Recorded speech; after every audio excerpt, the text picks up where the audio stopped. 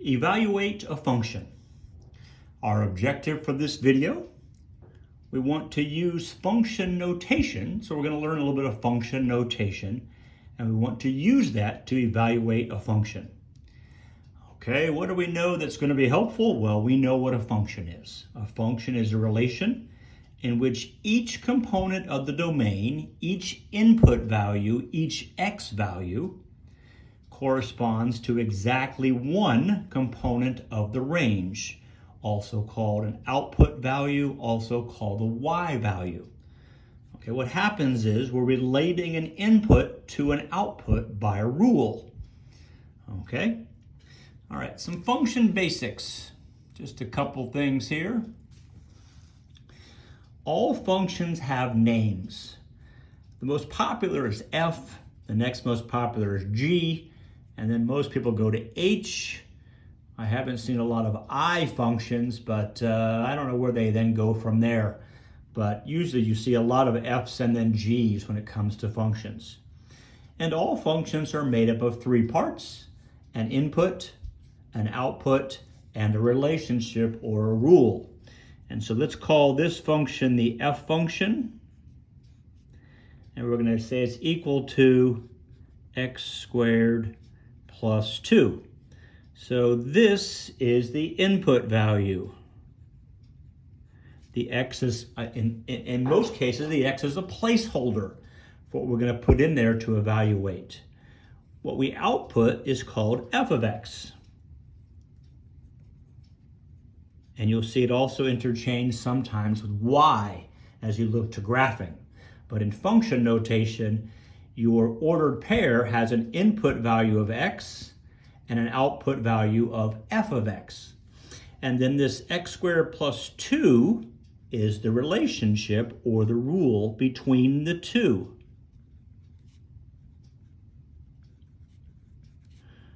Okay, so if I input 1, all right, 1 squared is 1 plus 2, I'll output 3. So the ordered pair is 1, 3. Okay, the input was 1, the output was 3, and the relationship is that the output is 2 more than the input squared. Okay? When you see a function written in function notation, it's easy to identify the input variable. It's what's inside the parentheses. The output variable, it's the entire piece with the function name. And what needs to be done, the rule was this equation right here to evaluate the function. What do we have to do to evaluate the output if we have an input of 0? Well, we need to put 0 in here, and we're going to output 2. Okay, the rule saying square and then add 2. Let's do some examples. I think I've got 3 lined up for you. Example 1. The f function, f of x, and this is how this is read. This is read f of x, okay, is equal to x squared plus 3x plus 5.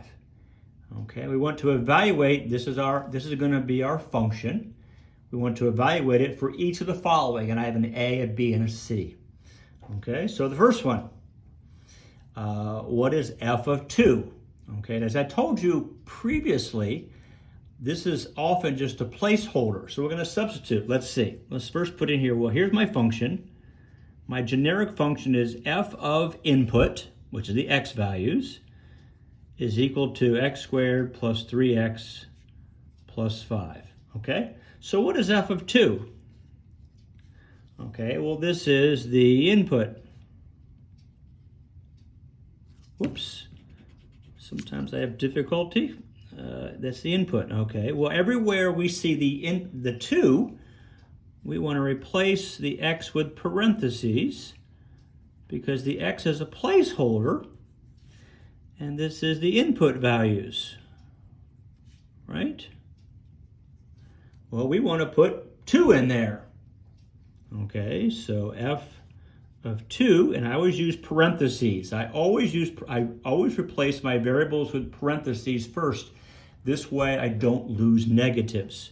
So I'm going to say 2 squared plus 3 times 2 plus 5. That's a good calculator problem. F of 2, that's 4 plus 6 is 15. Okay, so F of 2 equals 15. Okay, so the input value is 2, and the output value using the rule is 15. F of 2 is 15. So that would be our ordered pair for this equation with this input would be 2, 15. Let's take a look at a couple more examples.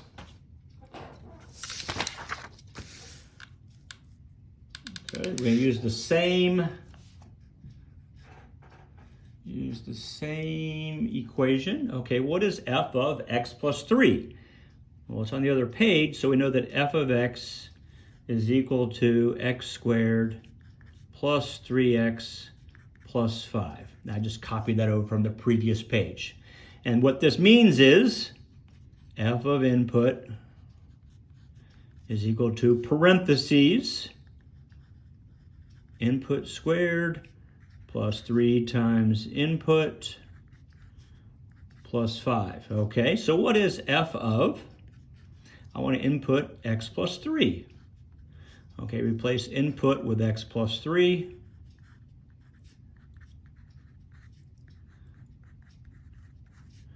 And then let's do some math to that. Okay, x plus 3 squared is x squared plus 6x plus 9. Let's multiply this out, plus 3x plus 9 plus 5. And we have f of x plus 3 is equal to x squared. Let's see, 6x and 3x is 9x. And 9 plus 9 is 18, plus 5 is 23. Okay, so I inputted x plus 3, and when I ran that through the function, I applied the rule of square it plus 3 times it plus 5. The output is x squared plus 9x plus 23. Okay, one more example with a negative, and again, students, people lose negatives. And so I highly recommend you make use of parentheses so you will not lose track of your negatives. Okay, let's rewrite the function, the f function down, and this f function says take the input, square it, plus 3 times it, plus 5 to get the output. Okay, so again, I'm just going to kind of copy this. The f of the input, notice the parentheses. Input squared plus 3 times input plus 5. Okay, now when I replace input with a negative x, now I can use the parentheses and not lose track of the negative. Whoops.